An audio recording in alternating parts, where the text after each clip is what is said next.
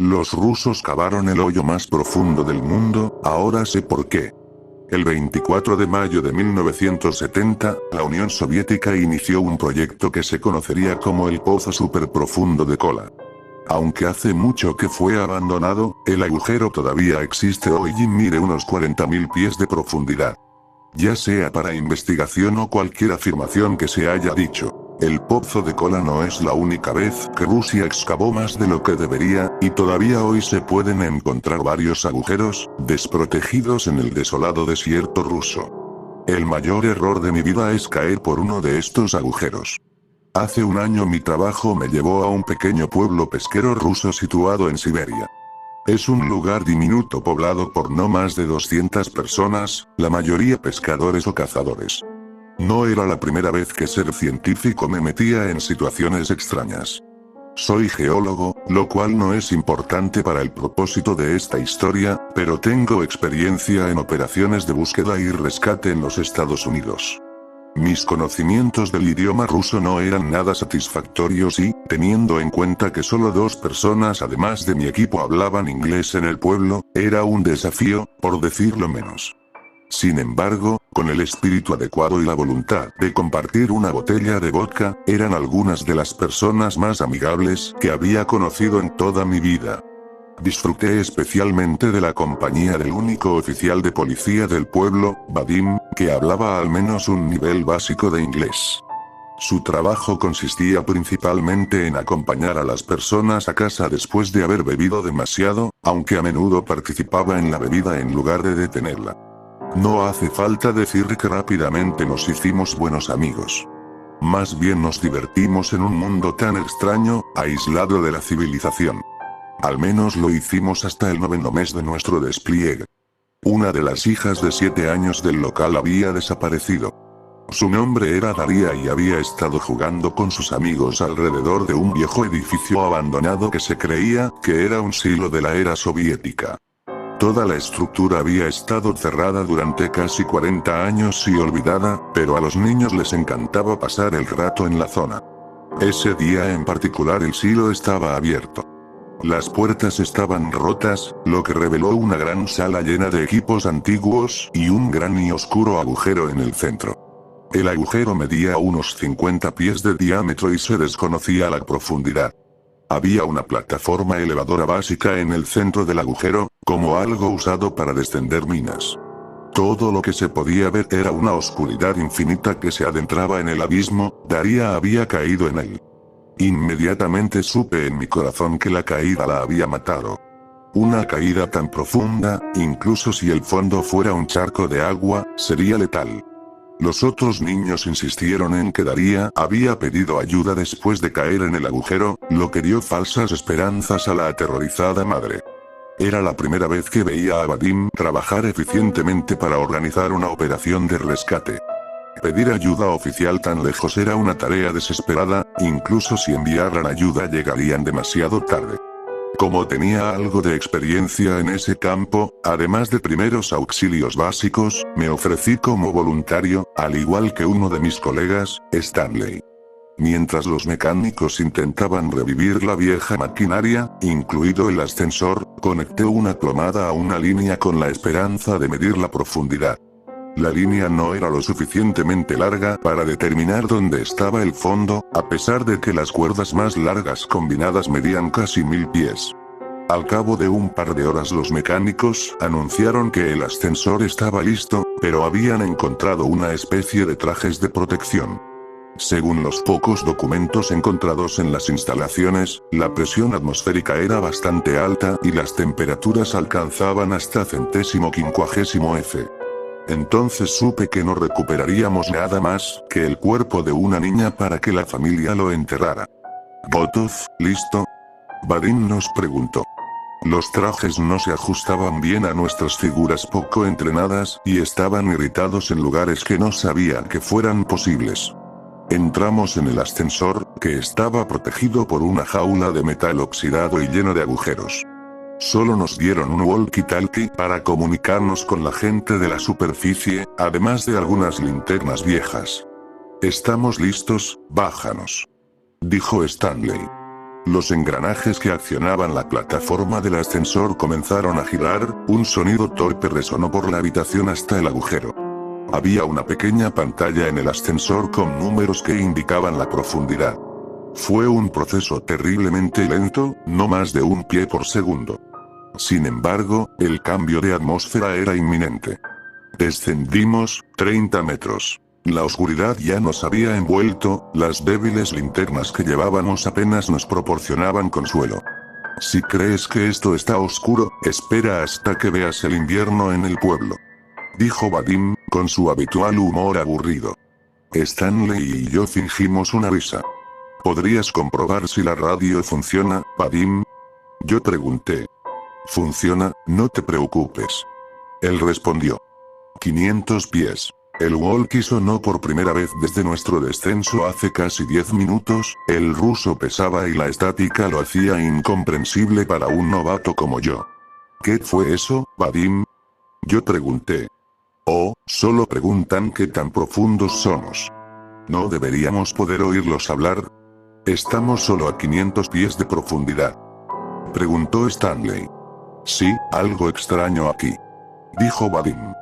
Aparte del zumbido eléctrico del antiguo ascensor y el sonido de Stanley moviendo nerviosamente su peso, no podíamos oír el parloteo de la gente justo encima de nosotros. Muy extraño. Vadim murmuró para sí mismo.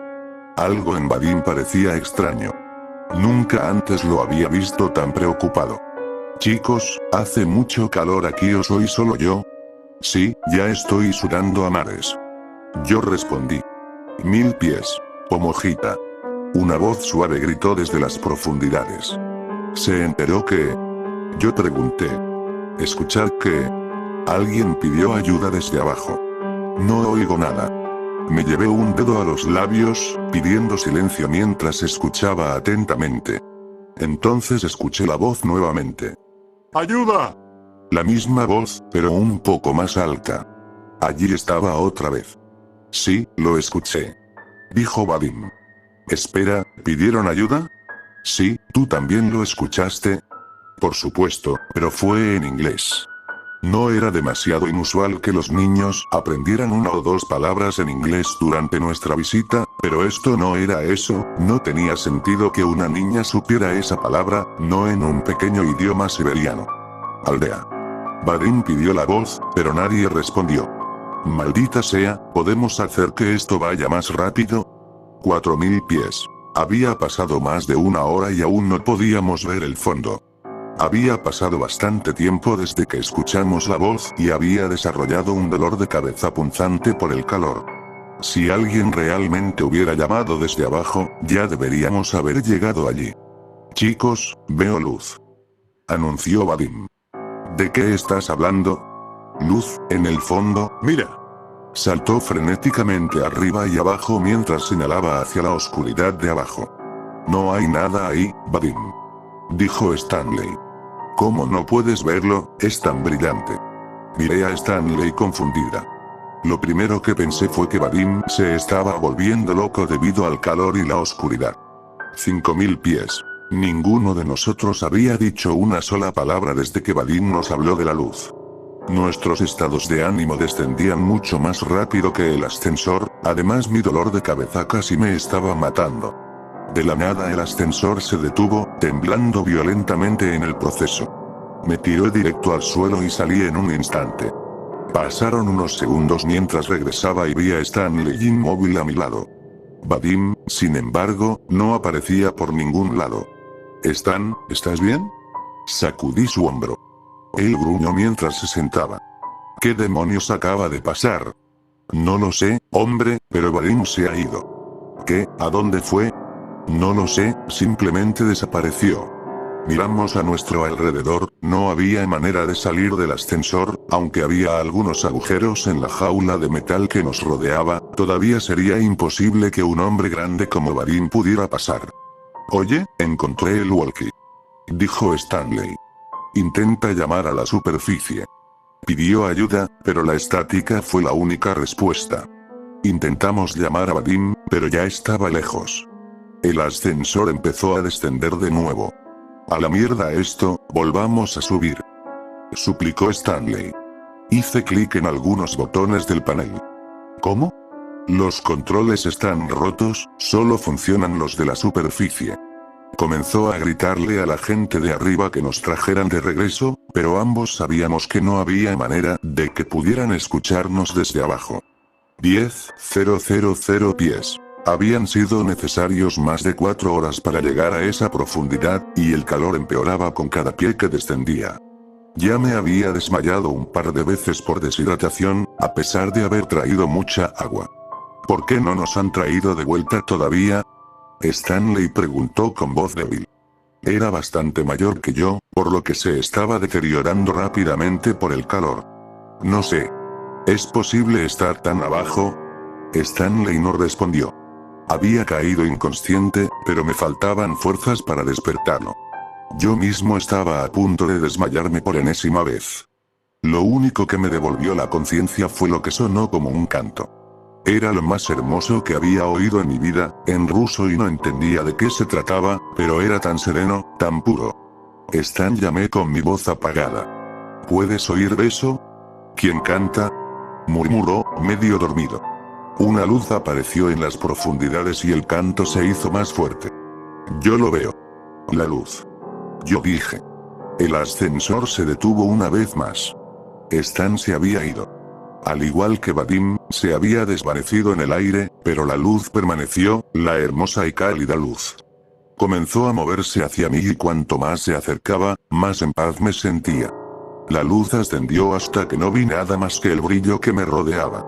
Entonces no hubo nada, me desperté en un hospital una semana después. Un par de cazadores me habían encontrado en medio de un bosque en el este de Rusia. No tenía documentación ni prueba de quién era, y como afirmaban, mi historia no cuadraba. Según los registros públicos, no existía tal agujero, lo cual no fue una gran sorpresa, pero cuando cavé más profundamente me di cuenta de que la aldea en la que me había alojado durante la mayor parte del año ni siquiera estaba en el mapa. La terrible experiencia había pasado factura a mi mente, dejando varios vacíos en mi memoria, aunque podía recordar algunos números de teléfono de mis colegas. Cuando los llamé, todos sus números estaban desconectados o contactaban con personas completamente ajenas. Después de una larga investigación me permitieron viajar de regreso a los Estados Unidos con un documento de viaje de emergencia, mis huellas digitales coincidieron con alguna documentación de mi existencia, lo que ayudó. No te importan los antecedentes penales. Cuando regresé a casa descubrí que mi casa era propiedad de otra persona y lo había sido durante al menos 10 años. Me tomó mucho tiempo darme cuenta de lo que había sucedido, pero algunos cambios eran demasiado grandes para ser una horrible coincidencia. Dejando de lado los cambios personales que he experimentado aquí, ni siquiera la historia mundial coincide con lo que recuerdo haber estudiado. La geografía es muy diferente, diablos, falta un continente entero en el mapa. La negación es una herramienta poderosa. Me llevó meses aceptar un hecho muy simple pero complicado,